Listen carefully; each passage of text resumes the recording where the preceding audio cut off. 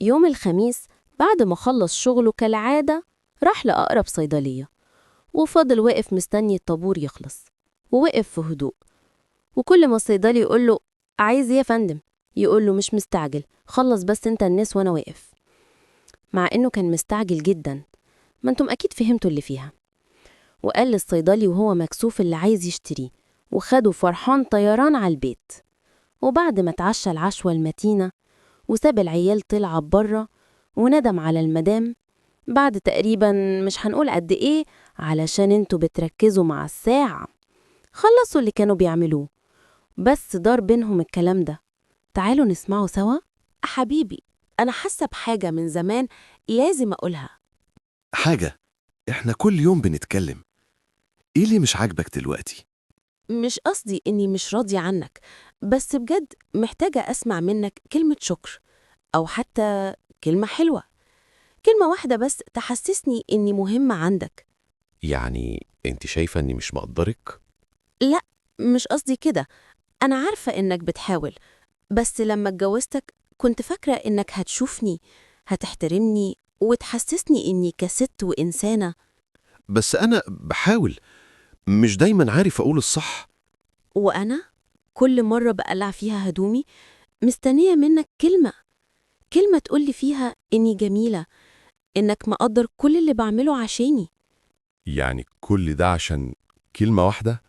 أيوة، مش مجرد كلمة، ده إحساس، إحساس إنك شايفني، بتحس بيا وتقدر وجودي. أنا حاسة إني كل مرة أحاول أديك من قلبي، من وقتي، من اهتمامي ومن نفسي. ولما أعمل كده وأقلع هدومي قدامك، مش بطلب حاجة كبيرة، بس كلمة، كلمة تقولي إني جميلة، إني متشافة، إني ست مش بس موجودة. وأنا منتظرة، مستنية منك تحس بيا، تحس بكل اللي أنا بعمله عشانك، مش بس علشان أكون بعمل واجبي، مش بس علشان أكون بطيعك. وده اللي بيقهرني. كل مرة أحاول أديك وأستنى منك حاجة بسيطة، كلمة أو نظرة ولا حاجة، وأحس إني بتختفي جوه.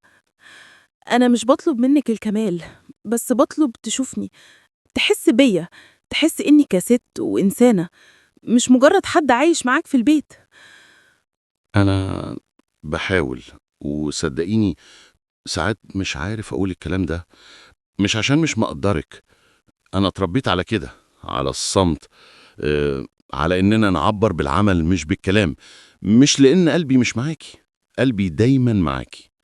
وكل كلمة حلوة كانت دايما صعبة عليا أقولها بصوت عالي، مش لأن مش مهم، بس لأن ده مش طبعنا. مش عارف إزاي أتكلم بيها.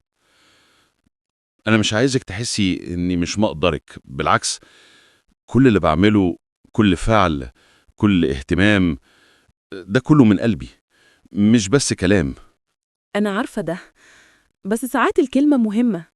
ساعات الست محتاجة تسمع كلمة حلوة، تحس إنها شايفة ومتقدرة، مش بس تشوف الفعل. ومش سهلة على الست تقلع، مش حاجة سهلة. هي بتختار وبتنتظر مقابل، حتى لو بسيطة، كلمة، نظرة، حاجة تحسها مكافأة. فاهم. دلوقتي بقيت أعرف أكتر، وحقك عليا، وأنا هحاول أكتر وأتعلم أول الكلام ده وأخليكي تحسي بيه. إحنا سمعناهم بعد كل حاجة ما خلصت. مش معنى إن يوم الخميس يعدي زي كل ليلة خميس إن النفوس رايقة وإن اللي معاك مرتاح. في كلام كتير بيبقى محبوس ومش بيتقال، يمكن هي كان عندها الجراءة تقوله، بس الحقيقة إنه اتقال على ورق. أنا اللي كتبت، بس خفت إني أقوله فعلا.